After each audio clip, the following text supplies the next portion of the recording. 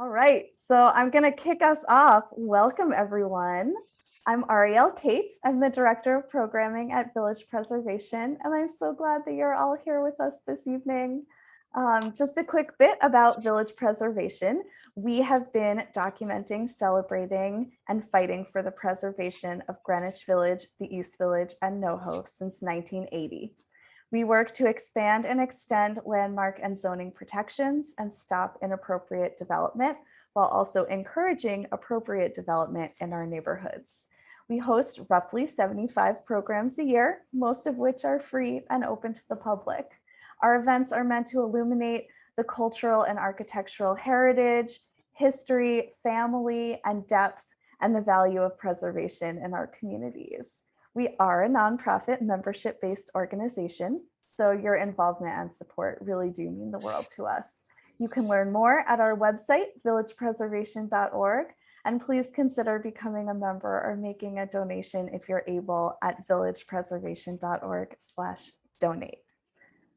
So just a bit of Zoom protocol.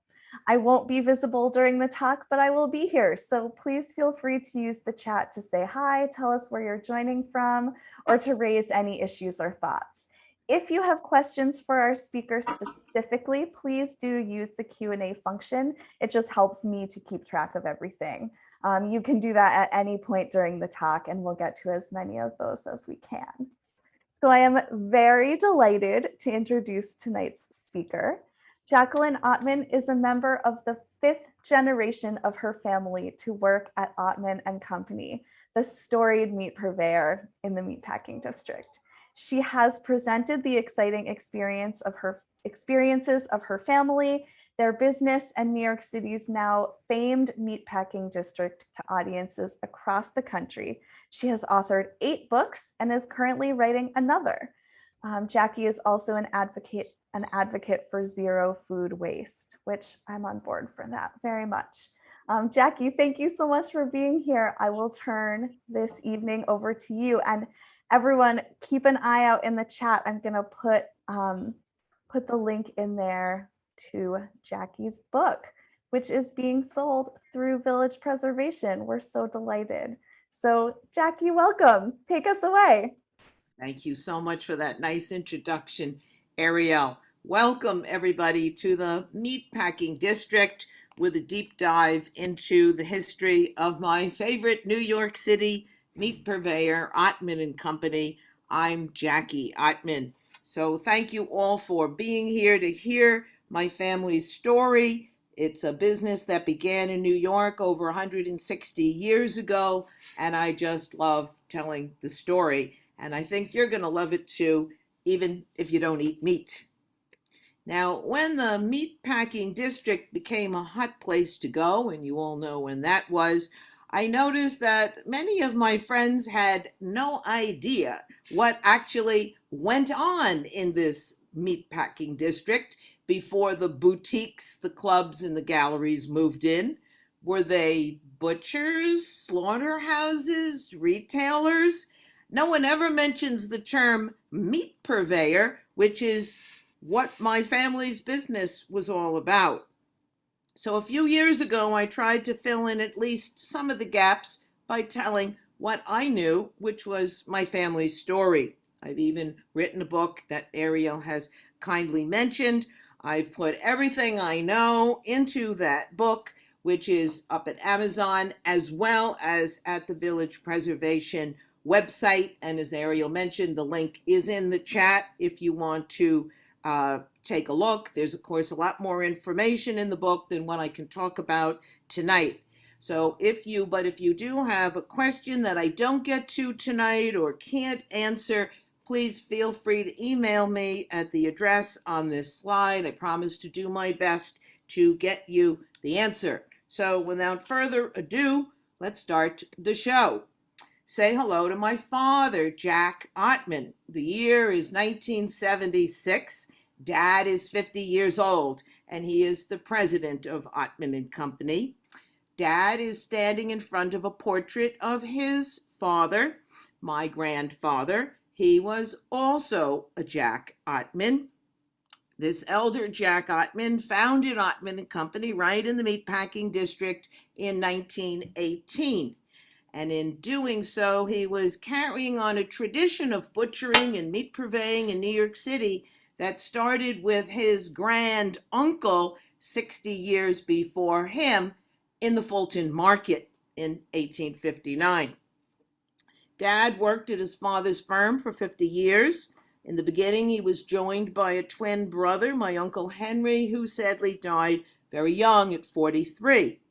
Now, in all due respect to Dad, who did so much to advance Oatman Company during his long tenure, some of which you'll hear about tonight, for the purposes of my presentation, this elder Jack Ottman in the portrait, my grandfather, is going to be our hero tonight. Here's a picture of Dad and me taken in the office on that same day of Dad's picture. It's one of those lucky pictures you find in the files. Again, it's July 1976. I was a rising senior in college. I went on to spend my entire career as a green marketing consultant, and as Ariel mentioned, I now advocate against food waste. But I spent all of my summers and my every Christmas, every vacation, starting when I was just 13, working in the business, as did my two older sisters and our younger brother. As you can see on the wall behind us, there are several framed black and white photographs. There were many photographs like these on the walls of Oatman Company. We were very proud of our history, and in many ways, Oatman Company defined us as a family. We're going to take a closer look at these photos later in my talk. Many of them have never been shared beyond the family. Here's a more recent picture of Dad and me. It was taken 5 years ago at a very special dinner. It was a dinner after the first time I gave this talk, which was to the members of your own village preservation. I'm so grateful for the work that you all did in the highly successful, indeed unprecedented landmarking of the Meatpacking District in 2004. The whole family was in town for my talk and to celebrate Dad's 90th birthday. You know, it was so fitting that he was in the front row that night because a lot of what I'm going to be sharing with you was told to me by my father as we slowly made our way home together in the 8th Avenue traffic so many years ago. Dad patiently answered every one of my questions, and he's still answering them today. So I'm going to start my story by first talking about the roots of Jack Ottman's Oatman Company, including the two other actual Oatman companies that preceded it in the Fulton Market. I'm going to share with you the dream that propelled Jack Ottman to found his own firm, but to move ahead in a very different path than the one he had learned from his grandfathers and uncles. I'll share some relevant history about the Meatpacking District and introduce you to the marvelous meat purveyors and the special role they play, making sure you get a great cut of meat every time you eat out. And then I'll conclude by sharing some of the amazing things that my family's business did with meat and how it impacted how we all shop and prepare meat in restaurants and our own kitchens today. So let's start by heading over to the east side of town and learn about the roots of Jack Ottman's business in the Fulton Market. Jack's his grand uncle Philip Ottman came to America in 1859 as a 20-year-old. On the left is a picture of him when he was 44. He and a younger brother came from a little town in southwest Germany called Meisenheim. The town records show that they were butchers, perhaps for generations. Philip brought these old world meat cutting skills with him and set up shop in the Fulton Market. It was located, of course, at the South Street Seaport, the Lower East Side of Manhattan. In the market, in those days, the market handled all sorts of food, not just fish. The picture on the upper right shows a game dealer about that time. I suspect this is what Phillips' operation looked like. The undated picture on the bottom will give you a good sense of what the larger Fulton Market looked like at the time. Just like in any busy market over the centuries, people are transporting their wares through the streets. And before leaving, note there are no skyscrapers like the ones surrounding the South Street Seaport today, and the Brooklyn Bridge was still 25 years into the future. In 1865, so a few years after Philip got himself set up, Philip's widowed sister-in-law, Margaretha, arrived in New York with 8 children, 5 boys and 3 girls. Here's an oil portrait of them that's still in my family of the children around 1870. Their parents are pictured in the portraits on the wall behind them. As you can imagine, all 5 of his nephews worked in their Uncle Philip's business as young men, just like we Ottman kids did on our school vacations. 4 of them would eventually work for their uncle full-time, including, and I want you to focus on him, the little boy who is standing next to the eldest brother on the far right. That little boy is also named Philip. He was my great-grandfather, and he would later become the father of our hero, Jack Ottman. Now, this Philip's eldest brother who's reading a book is named William. I'll be talking more about both of them in a moment. An interesting aside before we go, the only one of the 5 brothers who didn't make a career in the meat business is the one seated off to the far left. His name is Jacob. He went on to found the J. Ottman Lithographing Company. Lithography is another skill the Germans were noted for. Jacob's firm printed the Puck magazine with its state-of-the-art lithographs. Jacob built the Puck building and named it after his biggest client.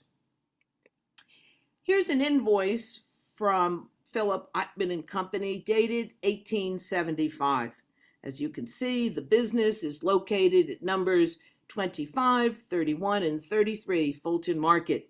The business is described quite simply as butchers. And I just love the handsome engraving of a steer's head. Steers, of course, were quite typical for the meat business, and I think this one's particularly handsome. Note the spelling of the name Ottman. It has 2 N's on the end of it. That's going to come in handy in our story in a moment. If you look very closely, you can also see Phillips Ottman's name printed very prominently to the right of the steer. And I realize this may be difficult to make out, but in smaller type, underneath Philip's name is the name of his eldest nephew, William Ottman, the one reading the book. And just underneath the address there, it says barrels, half barrels. The meat was put up in barrels and half barrels, which my father told me were reusable containers that were picked up on subsequent deliveries, and long before hand trucks, they were actually rolled in the streets for delivery purposes. In October 1876, so a year after this invoice was written, Uncle Philip, now 44, goes missing. This is an image of the actual newspaper notice that Philip's eldest nephew, William, placed in a local German newspaper. In it, he offered a reward for $5,000 for information leading to his uncle's whereabouts. As we reported a few days later in the New York Times, the body was found floating in the East River. The coroner determined it to be an accidental drowning. Good thing his nephew William worked with his uncle so closely. Without missing a beat, he steps up and takes over the business, renaming it for himself. Here is an invoice for the now rechristened William Ottman Company. It describes the business as wholesale and retail butchers and provision dealers and packers. Under the word packers, it says steamships, hotels, restaurants, and private families supplied. The invoice reflects an order made by the elegant Palatine Hotel up in Newburgh, New York. It's a prominent city dwellers would go for the weekend and take in a show that was likely headed for Broadway. As you can see here, the Palatine Hotel obviously had a lucky day. They wound up buying 270 pounds of loins, chops, and smoked ham from William Ottman for a grand total of $26.91. Here's an image of William Ottman and the way his company looked at the Fulton Market of the 1880s. If you look carefully at the building on the corner on the left, you can see the name William Ottman Company over the windows facing us, and below them the words butchers and packers. Meat was delivered to local customers in horse-drawn delivery carriages. Look closely and you'll see the name blazoned on the side of the truck. When they were teenagers, each of those Ottman boys in the painting drove carriages like this one for their Uncle Philip. William Ottman Company was one of the first businesses in New York City to have a telephone. Here is a reproduction of the list of subscribers to the central office of the Bell Telephone Company of New York City. It was published in 1878. William Ottman Company of 31 Fulton Market is listed on the upper right under Fish and Meats.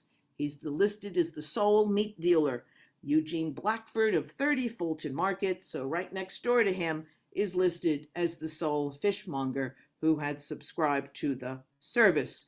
Of course, as many of you know, the subscribers didn't actually have a number. Rotary phones didn't really come in until the 1920s. One simply called the operator, in our case, asked for the butcher, and she would switch you into the switchboard.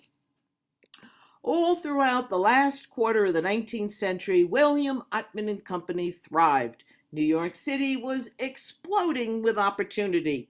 Manhattan's population alone grew sevenfold between 1840 and 1910, and the market for good quality meat was exceptional. Steamships carried people and cargo in and out of what was by now one of the world's busiest seaports. The families of the Gilded Age, the Astors, the Vanderbilts, the Rockefellers, and the Whitneys were throwing lavish parties featuring the finest meats William Ottman Company and other butchers could purvey. Restaurants and hotels were opening like mad to serve shoppers, diners, theatergoers, and tourists from all over the world. William Ottman and his brothers even had a whole new bridge to admire as they traversed the streets of their market, a bridge that signified even more opportunities to come. One of those opportunities to grow William Ottman Company even further through export. In 1890, when he was 45 years old, William Ottman sold his firm to another meat man with German roots, a Mr. Bernhard Beinecke. Here's Mr. Beinecke in the mid-1880s with his wife, Johanna. In the bottom corner is a picture of what I'm pretty sure were his stables, still located on Great Jones Street in the East Village. Mr. Beinecke was a very enterprising man. In addition to owning his own meat purveying firm, Mr. Beinecke laid claim to the largest stockyards at the Hudson Yards. He also owned several hotels, including the Plaza in New York and the Copley in Boston. In fact, he's credited with founding America's very first hotel chain. Mr. Beinecke recognized the potential of William Ottman Company to help him realize his dream to create a truly vertically integrated business. In fact, his obituary of 1932 lists the acquisition of William Ottman Company as a crowning achievement in his career. William Ottman likely thought it was a pretty good deal too, because in merging with Beinecke, William Ottman got access to markets in Europe and other resources while continuing to operate independently. William Ottman would die 5 years later, But all three of his younger brothers, including Philip, the youngest one, and their sons, likely continued to work at William Ottman Company under the auspices of Beinecke for several more years. But, there's always a but, whatever independence the Ottmans may have had under Mr. Beinecke wasn't enough for our hero, Jack Ottman. Here's a picture of Jack with his bride, my grandmother. Her name was Ava, around 1920. When Jack was 32, he decided to strike out on his own. But as the story handed down in my family goes, he had a little problem. Mr. Beinecke owned the name Ottman, Ottman. So, in 1918, our hero, young Jack, drops the second N from his name and founds Ottman and Company. In doing so, he not only sets his firm apart from William Ottman and Company, but akin to landing on the first page of a Google search today, he vaults his firm atop William Ottman's in the phone book. Further differentiating himself, he sets up shop right in the heart, what was well on its way to becoming the capital of the meatpacking world in New York City. Here's a picture of him and the other principals standing out in front of their first location at 446 to 448 West 13th Street in 1918. My grandfather, Jack Ottman, is on the right. His father, Philip, the little boy in our painting, now an older man, in the middle, and a man named Hoffman is off to the left. Here's something fun to think about while we're looking at these guys. Why were they wearing straw boaters? Can anyone guess? For safety. The meatmen always wore straw boaters so that at any given time they would be within at least 2 inches away from a swinging meat hook. 1 year later, anyone recognize this building? In 1919, Jack moves his business into this gorgeous building. This is how the building looked a little over 20 years later in the 1940s, after Jack had accommodated his greatly expanded business with the fleet of trucks and dressed up the building. Over time, the business would also purchase the 2 smaller buildings next to it and then combine them into one larger building as they stand today. In the early years, Jack rented just 2 or 3 floors from a very famous landlord, William Vincent Astor. He had built the building in 1913, so about 5 years before Atman moved in. As many of you know, the Astors owned a lot of land in the whole Fulton Market area, as they did all over the city. Jack's first year rent was $3,600 a year plus taxes. The story told to me by my grandmother Ava was that they learned there was space in the building from her father, who was the bookkeeper to Astor's father, John Jacob IV. On April 15, Jack threw an opening day party in his new digs. Jack is in the back row on the far left. His wife Ava, my grandmother, the one with the open collar, is sitting in the middle of the front row. His father Philip is now 64 years old and sitting on the far left on the derby hat. Don't you just love derby hats? My father told me it was very typical for butchers to wear derby hats when they got dressed up, especially at the annual cattle show over at the grounds where the UN is now located. It is where New York society came to pick out their Christmas dinner.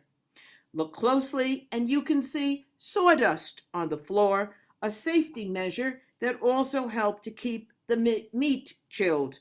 In the background, it looks like Jack had arranged for a pretty nice display of meat for his guests. Our hero, Jack Ottman's new Oatman Company, was launched. Now, before sharing more about the amazing things Jack and his team would go on to do, and the exciting meatpacking district they did it all in, let's spend a few moments looking at the gorgeous buildings they did it in. Jack Ottman's new building was located right in the heart of the Meatpacking District. It's located on a little island outlined in green in this aerial photo, just across the street from two important areas outlined in fuchsia and yellow below them that we'll take a deep dive into in a moment. The island in green is bordered on the west by 9th Avenue, to the north by West 13th Street, Hudson Street to the east, and to the south by Gansevoort and Little West 12th Streets. Notice the big intersection out front of you can see it more clearly, of course, in the black and white picture on the buildings. It's, of course, a very unusual for Manhattan with its famous grid, but not so unusual, of course, for the Meatpacking District with its funky, crisscrossy streets, which is one of the reasons why I think people like it so much. Here's a wider shot. On the insert above, you can see a diagram of that little island that I had just outlined in green on the previous slide. Our big white building is depicted in red. The entire time my family occupied these buildings, the rest of the island was an Edison parking lot. But today, the Gansevoort Hotel rises up in that space. I don't think I need to tell you more.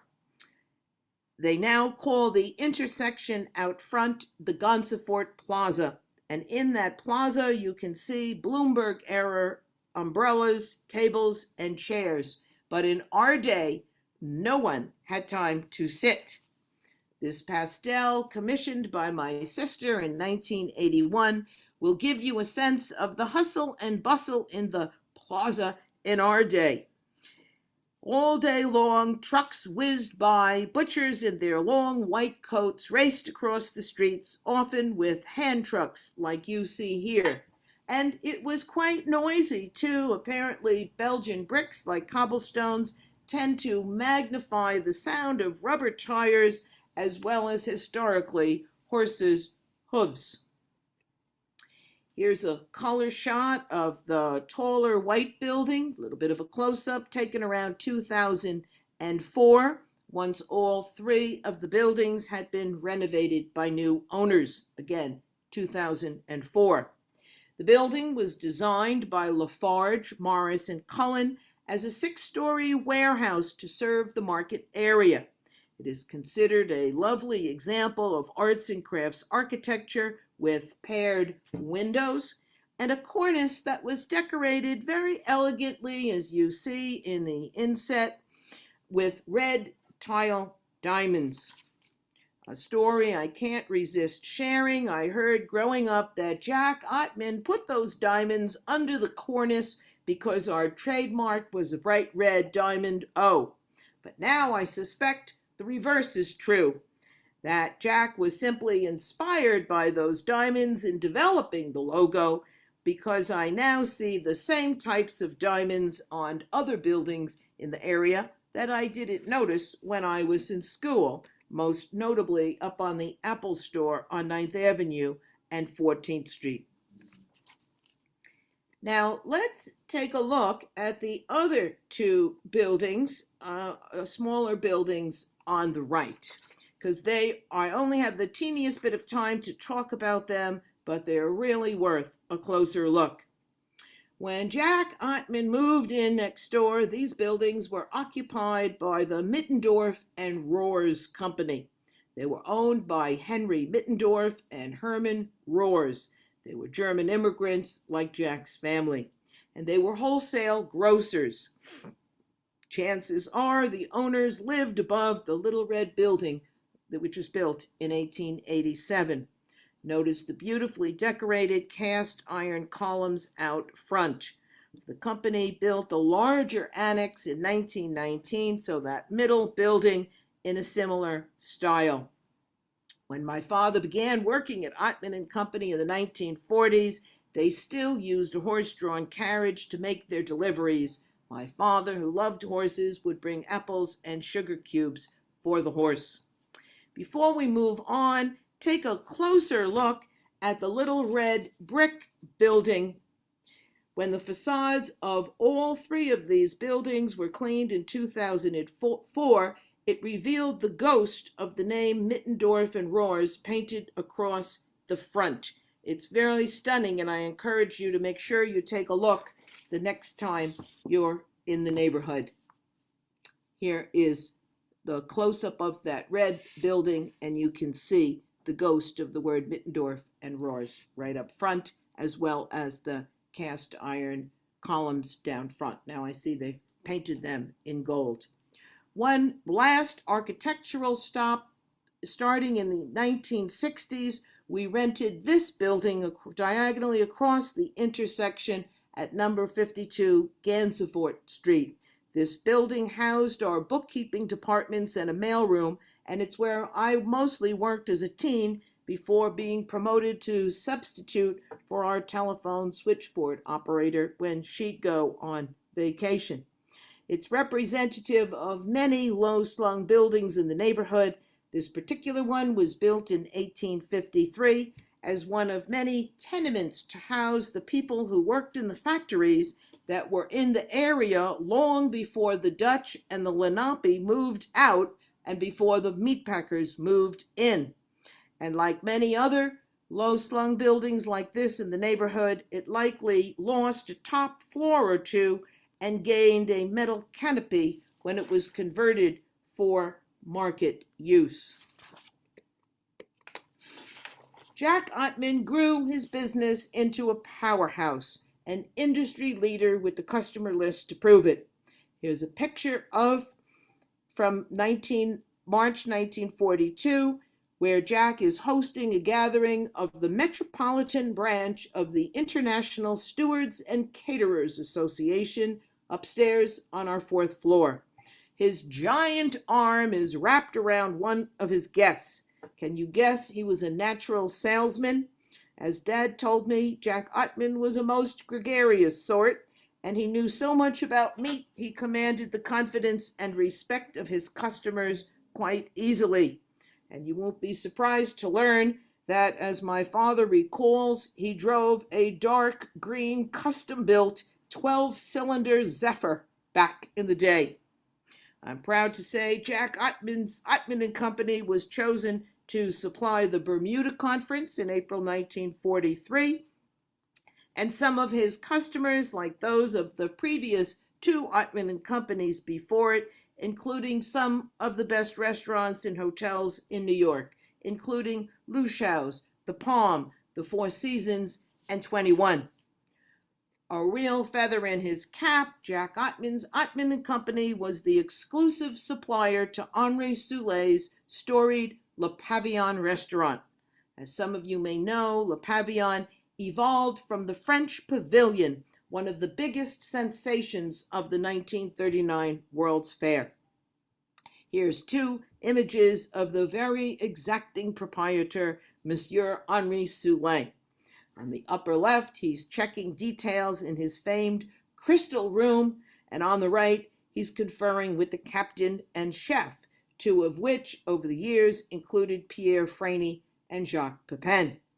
To quote the Times, customers could count on Soulet and his team to serve authentic haute cuisine, served just as it was done in France, with, quote, no shortcuts and no concessions to American expectations. Here's a menu from LePavillon, and I'm sorry if it's a bit hard to read. It's probably worth an entire talk on its own. Ottman's meat was turned into classic dishes, all served impeccably. Steak au poivre with a celery braise, faux de veau au bacon, noix de veau fermière. My apologies to the French. Each entree was complemented with sides of petit pois français, haricots au beurre, and courgette provençale. Now, I don't have time to describe more about these dishes, nor can I say I've exactly eaten them myself, but don't they all sound fabulous? Now, before moving on, as a former marketing person, I can't help but comment on the fact that neither Oatman Company nor its Domino logo appeared on pavilions or anyone else's menu. Atman and other meat purveyors were always consigned to be the secret sauce, but very much the unsung heroes behind the scenes of the best restaurants. Just like we're experiencing a wave of celebrity chefs now, perhaps we're starting to see a few celebrity purveyors poking through. I'm starting to see names like Coleman Ranch with their natural meats on some menus, and the Shake Shack mentions Pat LaFreda's name, but it's still a very rare thing. No pun intended. Sadly, in late 1943, Jack Ottman died unexpectedly and right at the height of World War II. As you can imagine, it was not only a shock since he was just 58, but for the business, it was a very challenging time to lose one's founder, especially in the meat industry, in which meat was being rationed to feed the troops. The good news is that Oatman Company not only made it through the war, but Jack Ottman left behind a legacy and a management team that would help fulfill the very big dream he had for his firm: to sell meat not off hooks, but packaged 12 to a box like Barricini chocolates. That team was first headed up by my grandmother, Ava, whom you can see here at the head table of a dinner that she held for our management and sales team around 1946. Nanny, as I called her, was assisted by an outstanding number of primarily men who served their entire careers with us. It included my father to her right, and to the left, my uncle Henry, my father's twin, second from her left. Over the next 56 years, this team, later assisted by my brother and sister, would grow Oatman Company to $15 million in revenues and employ 135 people. So a small business by today's stories, but one with a big story to tell. But before telling that story, to appreciate what made them unique, let's first talk a bit about the Meatpacking District, and I'll give you a sense of how the district worked and how it came to be, and I'll fill you in on what a meat purveyor is and what a meat purveyor actually does. But first, we need to tidy up the name of the Meatpacking District. We need to tidy up the story of the Meatpacking District's very name. Believe it or not, we never called it the Meatpacking District. New York City loves its flour, its financial, and its garment districts, but I suspect the term Meatpacking District was coined by the media or perhaps the real estate people once the area started to become trendy, not by the people who actually worked here. We all refer to it simply as the market, and for good reason. I'm sure this will not be a surprise to many of you in the organization. Starting in 1884, the 2 acres right in the heart of what is now called the Meatpacking District were designated by the city as a public market. It was originally called the Farmers Market. Vendors came by ferry from New Jersey, Long Island, Connecticut, and Staten Island to sell produce. As you can see from this 1888 image from Harper's Weekly, it was a big open area jammed with an estimated 1,200 to 1,400 horse-drawn produce wagons and thousands of shoppers. 3 years later, it was renamed the Gansevoort Market after General Peter Gansevoort, who served as a colonel in General Washington's army and for whom a fort was named on the site during the War of 1812. And way before that, as many of you I Love New Yorkers know, the area was home to the Lenape people who set up a trading post in the area. As depicted on the map, they lived up and down the Atlantic coast as far south as Delaware. They, in turn, were followed by the Dutch, who planted tobacco throughout the entire area we know today as Greenwich Village.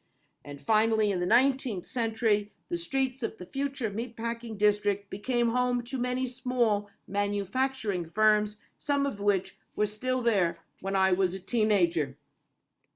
In 1888, the city then built the 10 brick buildings just behind the Gansevoort Market to house meat, poultry, and dairy businesses. That area was called the West Washington Market. Here's that aerial view again. The site of the former Gansevoort Market is outlined in the middle in fuchsia, and closer to the Hudson River, outlined in yellow, is where the West Washington Market was located. Now, let's take a moment and learn why the West Washington Market was so special. Here's an aerial view back in the day of the Gansevoort Open Air Market and the West Washington Market just behind it. Can you see way over to the left a big white windowless building? Up at the top it says Manhattan Refrigerating Company. For the first time in history, New York's meat, dairy, and poultry businesses could take advantage of something that wasn't available at the other city markets: refrigeration. It had just been invented in the latter part of the 19th century, and the Manhattan Refrigerating Company sprang up to supply refrigeration to all the food businesses in the market. And they did it by circulating brine through a very innovative system of pipes that they had built under the streets. The brine was cooled by thousands of gallons of water from the Hudson. Incidentally, I suspect those pipes are still under the streets. A good question to be asking just about now is, from where did the meat purveyors get all the meat they were so busy purveying? I don't see any pasture land around. Are you sitting down? Most of the meat that came into the West Washington Market originated from the Hudson Stockyards at 39th Street on the far west side. They were located right next to the Hudson rail yards. Here's a picture of cattle arriving in New York City for slaughter around 1959, just right where the Javits Center is now located. No kidding. Some of the cattle were transported across the Hudson by barge from New Jersey and Pennsylvania. The rest were brought in on rail cars from stockyards in Chicago and Omaha and other points in the Midwest. As you know, meat is very perishable. So throughout history, cattle historically had to be located close to market so the meat could be eaten soon after slaughter. What will also surprise you is that a lot of this activity, and I hope I'm not being too graphic here, was actually done under the ground. These undated black and white drawings show the 39th Street abattoir and the grand, very grand, Gothic-looking building and pier in which the cattle were received. Starting in 1934, the meat was transported down to the West Washington Market in refrigerated rail cars on a special spur of the New York Central Railroad. Here are some views of what was called the West Side Freight Elevated. It was built under the aegis of Robert Moses, and it only carried freight, no passengers. In those days, it's made its way from the Hudson Yards at 35th Street straight through to Spring Street, just north of Canal.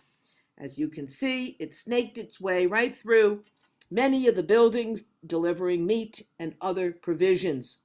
It was designed to be 35 feet high, so it would bypass the heavily congested streets. The West Side Freight Elevated served the Meatpacking District until 1980. In 2006, it was rejuvenated into a park, which requires no explanation. Of course, it's the High Line. And what a park it is. The High Line takes a shorter route these days and now terminates at Gansevoort Street at the Whitney Museum. Along the way, it treats 5 million visitors a year to viewing platforms, sun decks, cafes, and outstanding examples of some of New York City's most avant-garde architecture. So, like the Meatpacking District, its old service railroad has been transformed into something artsy and wonderful. The meat would have been delivered to the warehouses of meat wholesalers with names that would be still familiar to you, like Swift, Armour, and Wilson. Super early in the morning, the buyers would go into the market and select the cuts of beef, veal, and pork that had just the right marbling and other characteristics. One of those buyers in the 1940s and 50s was my father. Here's a picture of him on the left with his boss, Ernie Robinson. In 1946, when he had returned from serving in World War II, Dad started as the junior buyer at Oatman Company. Now, can you see that the buyer in our larger picture is holding a little tool in his left hand? That's a little branding iron of sorts, except it wasn't hot. The one my father brought to the market had our firm's Domino logo on it. Just like this buyer, Dad would whack that Domino logo right into a big slab of fat, and the wholesalers would know which meat to deliver to our firm later that day. The meat would be delivered to the receiving department over on the 9th Avenue side of our building, and it would be immediately weighed on the scales you see here. Then it would be moved into coolers before it would be cut down further, after which, of course, it would be delivered uptown or out of town to our customers in the trucks you saw out front in an earlier picture. Here's a fabulous photo that I thought you'd love to see of the buildings in the West Washington market. It was taken in 1936 by Bernice Abbott. In its heyday in the 1920s and 30s, when our hero Jack Ottman and his business was thriving, there were an estimated 150 to 250 meat businesses in the West Washington market. Thanks to all that refrigeration, it was firmly established as the center of the meat industry in New York City. And as you can imagine, a very important source of jobs and one of the ways that New York City grew in importance all around the metropolitan area. In addition to the wholesalers in the market, there were also quite a few retailers who sold their meat to the crowds who likely also dropped in on the Gansevoort market to buy produce and other provisions. But increasingly, many of the businesses in the market, including our own, were what eventually became known as meat purveyors. Here's a peek at some of the meat purveyors that still operate today. They cater to what's called the away from home market.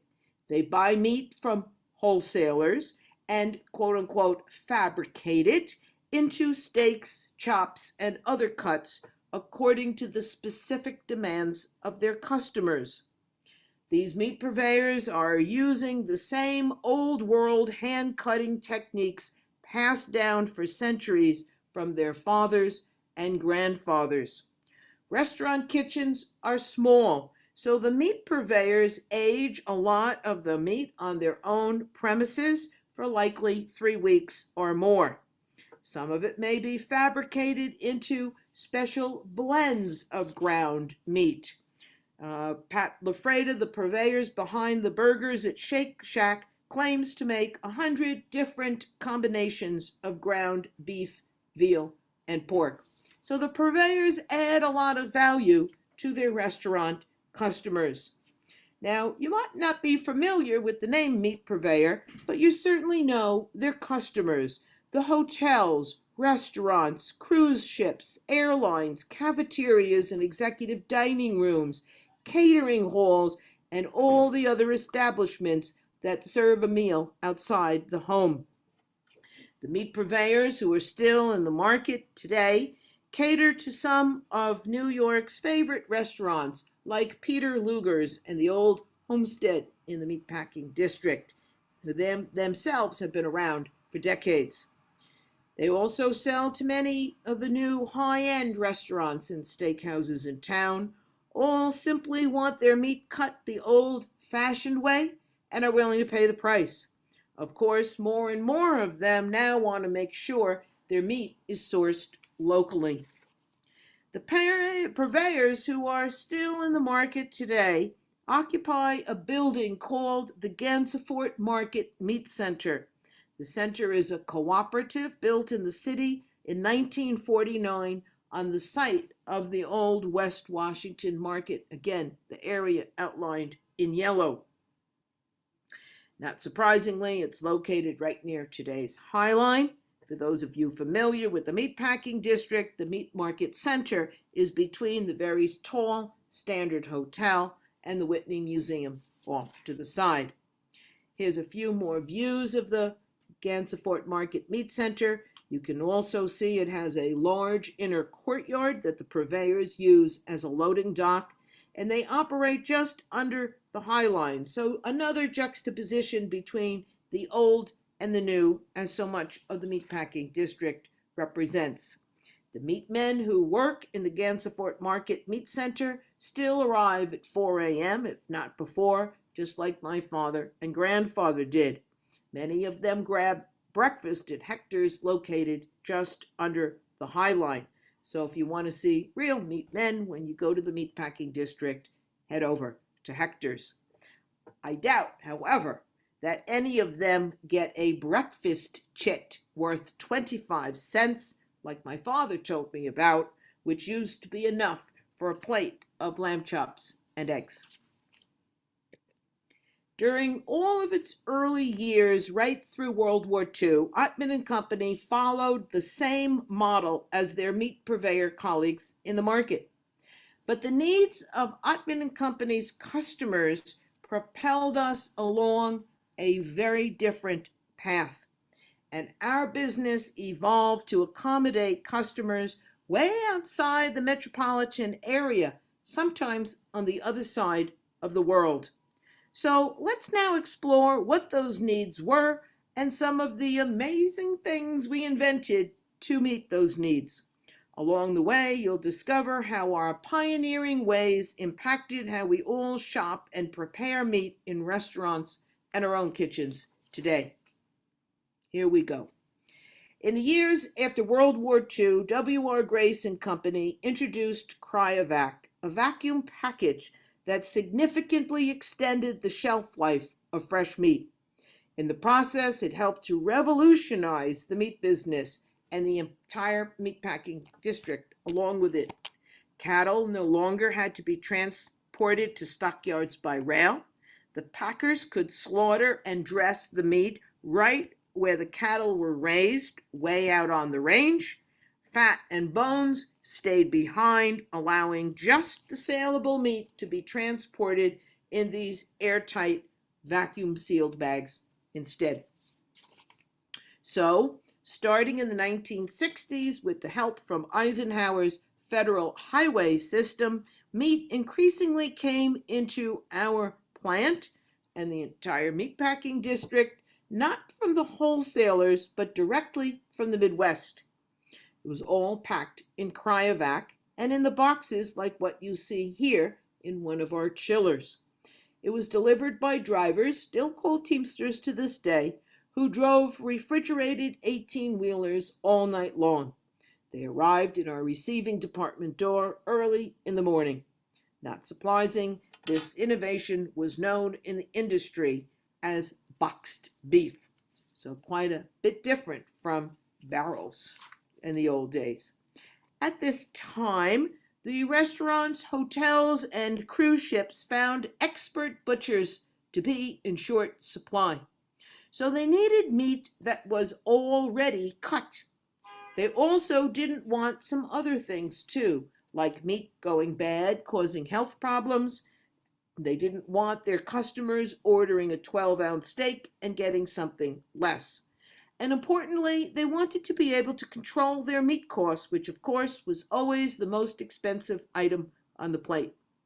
So Ottman Company innovated around these diverse needs and pioneered a brand new concept, frozen portion control, meat. In meeting these needs, we contributed to massive transformation in the away-from-home market and eventually in supermarkets. Here's how it all happened. So after the expert butchers, or more accurately at this stage of the meatpacking process, the fabricators, trimmed the meat as you see here, the meat would have been cut with a band saw, like you see on the left. This gave us uniformly sized steaks and chops. What's not pictured is that before it was sliced with the band saw, the larger piece of meat would have been compressed at 200 pounds per square inch in what was called a Becher press. This helped to even out the irregular shape of the larger piece of meat. Some of our meats were also tenderized with a special process that we called Ottmanizing. My father and his team helped the French inventor André Jacquard perfect the machine that you see here on the left in operation and in the color insert. It relied upon a multitude of needles instead of chemicals to mechanically tenderize the meat. Of course, you can buy one of these devices for your kitchen today. Then the multi-step process of freezing the meat would begin. Now, we all know that freezing meat at home doesn't always turn out so well. So we at Oatman Company had to invent something new. And we found the best resources in the world to work with. First, we vacuum packaged our individual steaks and chops in a special type of airtight package like the one you see here. Vacuum packaging helps to prevent freezer burn, and it keeps food fresher for longer. It also helps to preserve the meat's pink color. The Cryovac package that I showed you earlier was suitable for fresh meat, but this one was designed to protect meat during freezing. It was designed by DuPont, and it was called Bivac. Another expert on our team was Clarence Birdseye, the inventor who, of course, perfected the art of freezing vegetables in the 1920s. Dad told me that Clarence Birdseye was inspired to freeze food after seeing an entire fish that had just been caught freeze on contact with a sheet of ice. To replicate the process of freezing on contact, Birdseye invented the device that you see here on the lower right. It was known as a contact plate freezer. The individually packaged the packaged pieces of meat, after they were cut down and vacuum packaged, would be loaded onto the metal shelves you see here.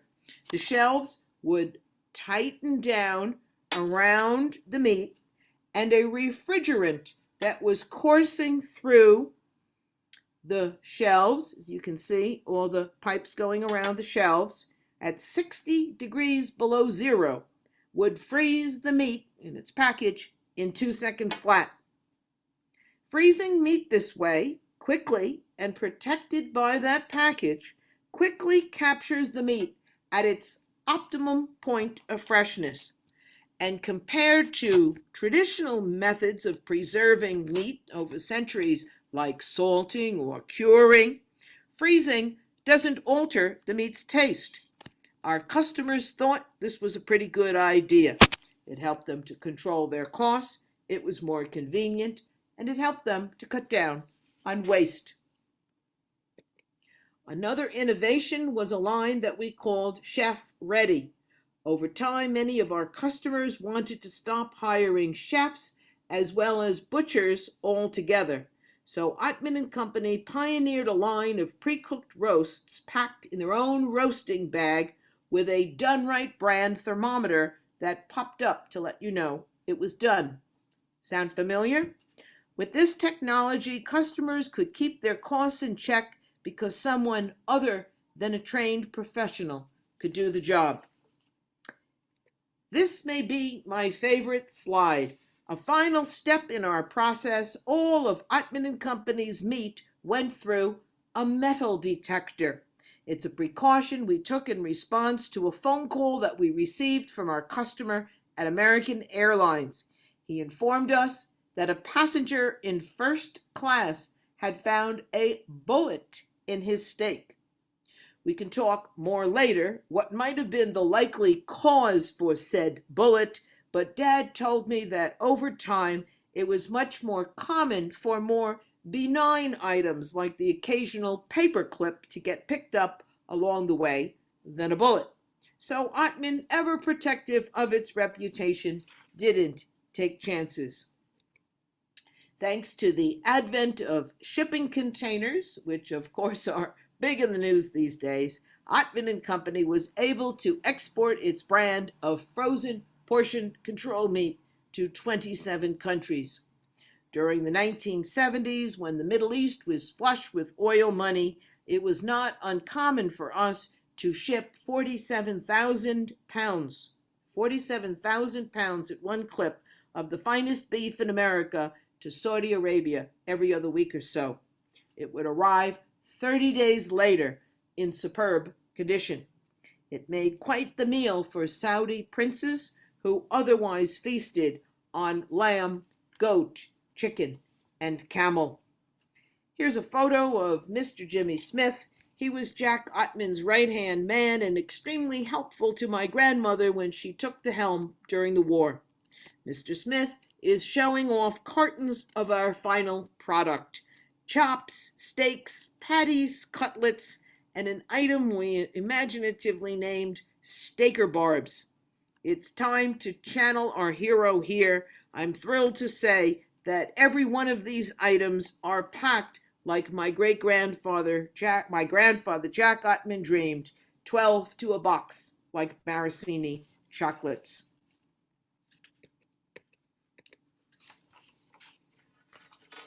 Now, to conclude, as many of you know, the Meatpacking District experienced a long-term decline beginning in the 1960s right through to the 1980s, when the area started to transform after the clubs and crime moved in.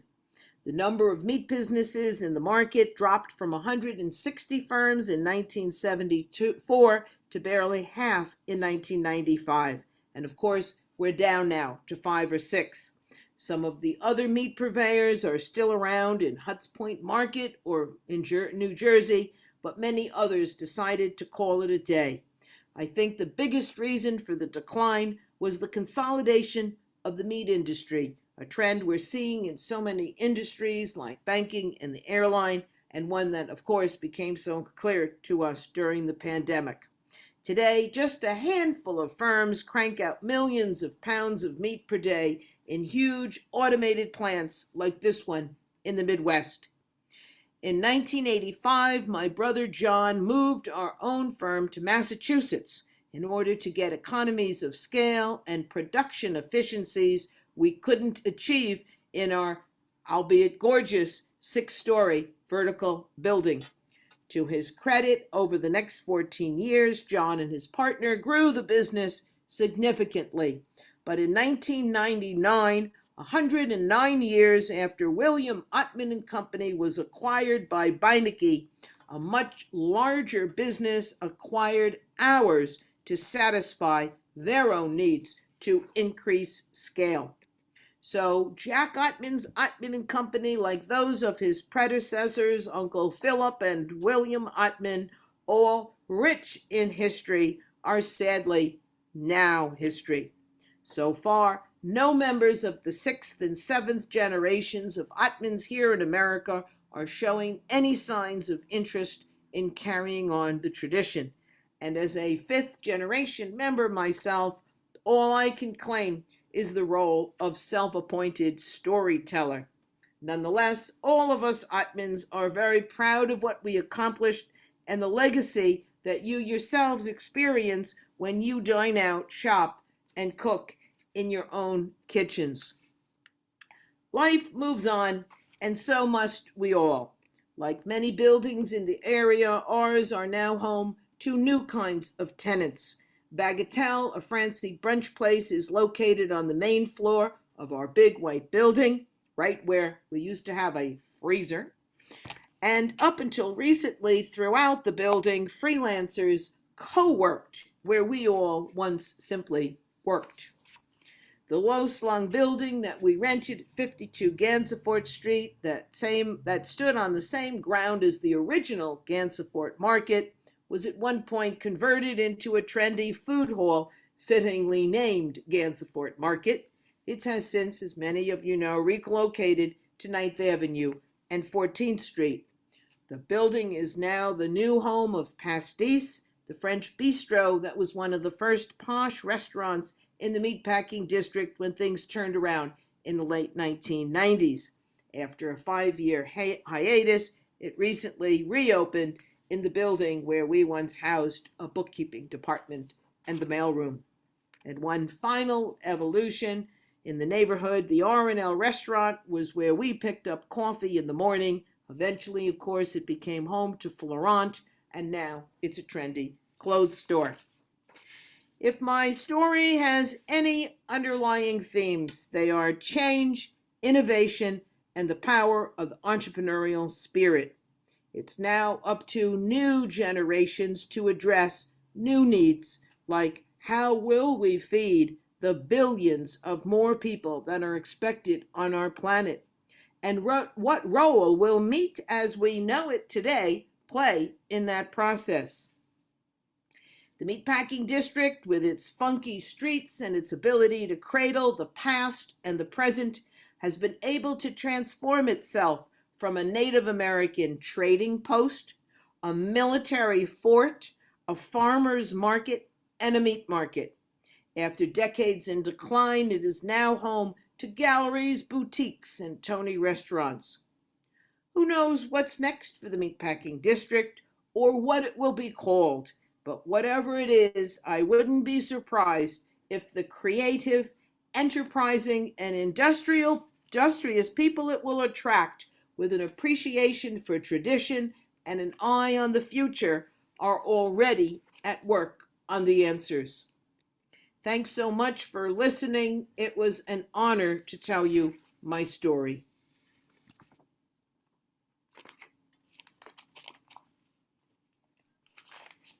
Jackie, thank you so much. What an incredible story. Thank you, Ariel. My pleasure. My pleasure. Oh, so great. And I'm going to put the link once more to purchase Jackie's book into the chat.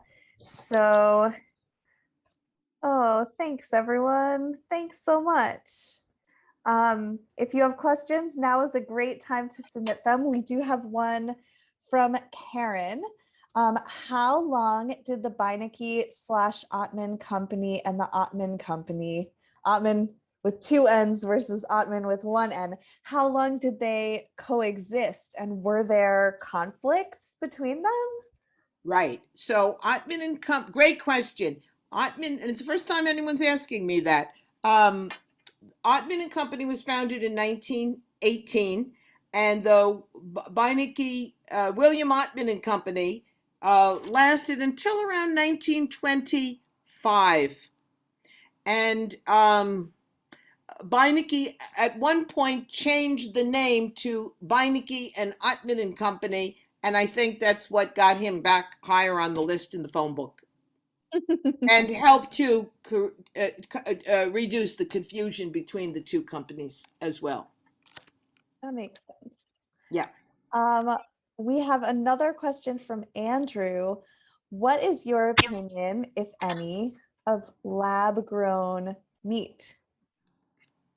Okay, so I'm aware of what's called cultured meat, which I think is what you're referring to, Andrew, with lab grown. I don't know a whole lot about it just yet. I just actually, to be honest, just read kind of one academic article about it, so I don't have an opinion of it. I certainly haven't tried it. I have sampled Beyond Beef and Impossible burgers, and I think they taste really great. I was in the environmental world for many, many years. I don't want to take any credit away from them, but my guess is even though they are plant-based, what I'm hearing, and maybe it's from, their detractors, but they might not be as environmental given all that has to go into making those plant-based products. But my hat is off to them for making a product that's plant-based and tastes as good as they are. And they've gotten tremendous, making tremendous progress with them. You can buy them in supermarkets today. Thanks. Okay, so let's see. We have we have questions from both Louis and Susan about how the cows got from 39th Street to the market. Was this the elevated train? Susan says she likes to think about them walking down 9th Avenue. So I'm sorry if I wasn't so clear about this, and I did use that French word abattoir. There's lots of euphemisms, as you can imagine, in the meat industry. So the cows came on barges from New Jersey and Pennsylvania, or they came in on rail cars from the Midwest initially. And they were then housed in the stockyards, which is what the Hudson yards were. They were stockyards and rail yards co-located as they were at Chicago, Omaha, and other places. So you had to bring the cows to the people because there was no refrigeration in the old days. Okay, so the cows actually came into New York City and they were slaughtered in the abattoir under the ground at 39th Street. And maybe I wasn't that clear. That was that picture with all the levels in it. And one of the things, I don't want to be gross, but one of the things about slaughtering the animals under the ground is that all the liquids could go straight into the sewer. In the old days, you might have a butcher store and then all the waste was actually traveling along the sidewalk in the sluices along the sidewalk down into the rivers, but these things were all located underneath the ground. Got it. So, and then once the meat was cut out in like the sides of beef, by the way, was always transported on hooks because you never wanted to lay the meat down because it would crush the muscle, the very delicate muscle. So it was always hanging. Everything was always hanging. So they transported hanging meat down to the wholesalers in the market area on that special spur of the New York Central Railroad, the West Side Freight Elevated, that was created just for that purpose. There was no passengers, it was only the freight, and it dropped off meat as well as the other provisions that came into the Hudson Yards. Got it. Hope that helps. Yeah, definitely. Okay. Wild, so wild. Yeah. Karen says, I remember when the meat used to hang in front of the establishments. Were these overhangs original to the buildings or set up by the meat purveyors when they moved into the market? Good point. Good point. So on the front, on the picture that you can see here, you can see there was an overhang over to the left where our receiving department was. Mm-hmm. However, we actually built another canopy over the pretty much the front of the side on Gansevoort and Little West 12th Street on the other side of the building. So if the buildings were built, once the market was up and running, then they might have had the canopies. And of course, the canopies all had they were a rack for sliding meat hooks. Got it. Yeah. And then you had to be very careful because you didn't want those meat hooks sliding out and swinging. They were all swinging. They were loose and hitting a pedestrian. My father Mhm. told me a story about that, but I forget what the story was. We had to kind of be very careful that we weren't hitting pedestrians. And that's why I also mentioned it's a fun story about the straw boaters, because for safety reasons, if you had so many meat hooks swinging around, you didn't want to get it in an eye or a head. No, let it catch your hat. I like Yeah. all the headwear. So great. So we have one last question. Oh wait, do There we is, have yeah, go on. okay, we have two last questions. Was there a reason that your family never bought the building? I should have had an extra cup of coffee this morning. We bought the buildings in 1943 from Astor. Okay, got it. And then we bought the other two from the Mittendorf Roars company and put them all together. So There we we go. did we did buy the buildings, and we sold the buildings all three as a package in 1985. Okay. And then they were bought by an electrical company, and then they were some other kind of a theatrical company, and then in 2004 they were purchased again and renovated absolutely beautifully, and then they became the meatpacking um, um, uh, WeWork, which closed recently, but there were office workers all throughout all three of the buildings, and then the Bagatelle restaurant was on the first floor. Wow. Thanks. Thanks for clarifying that. So our actual last question is from Andrew, which I think is fun. What is your favorite New York City steakhouse? Oh, that's a great question. I've only been to Peter Luger's once, but it was fabulous. And I don't know what I like better, the steak, which we had, or the creamed spinach, because I'm a big fan of creamed spinach, but it was just terrific. Terrific. Wow. I don't want to spoil anything for anybody, but I'm largely vegetarian these days. I eat a lot of vegetables, and I'm very proud to say that the vegetables since April 28th helped me reduce my cholesterol score by 50 points. So Hey, it's an important so concern when it continue to comes to eat meat. meat, eat the best when you can, and eat a lot of vegetables with it. That is amazing advice to end this evening on. Oh my gosh. Thank you, Jackie, Thank so, you, so much. everybody, for coming. Thank you, Ariel, for having me. It was so much fun, and it was great to be back with Village Preservation. It all Yeah. started with you all back in that very first talk in 2017. Oh, I'm so glad. I'm so glad to be back together and be on Zoom with our friends from here in New York and across the country. So thank you everyone so much for being here with us. Have a really good evening. Thank you, Ariel. Bye bye.